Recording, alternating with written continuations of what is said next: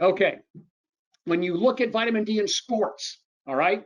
So here's the vitamin D in sports that's in your PDSRG, because I wrote that back in the about 2018, and I'll give you the new one.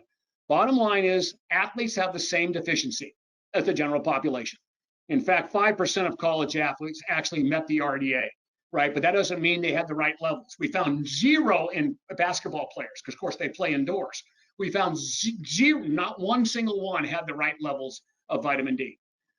All right, and then of course, when you wear a uniform, you got the same issue on the outside. All right, so here's the bottom line. Serum levels of 30 nanograms per milliliter. Don't forget, that's the number greater than or equal to 30 was sufficient for mineralization and non-mineralization bone matrix, okay? These are athletes we're talking about. Vitamin D increases also insulin growth factor, which is huge when it comes to bone formation in the first place. But you start getting over or equal to 40 nanograms per milliliter. That's going to take a supplement whether you like it or not, right? Offer protective effect on the development of stress fractures. And I can't tell you how important that is, not to growing kids, not just growing kids, but also to athletes, obviously, most importantly there.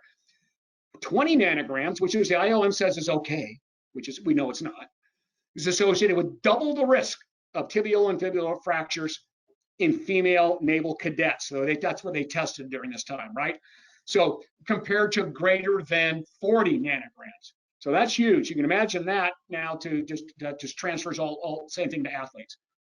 Now, greater than or equal to 30 nanograms per milliliter, and this is all easily determined. Almost every doctor is doing these blood tests when you get a physical now, right? If your doctor's not, make them do it or change it. Change your doctor.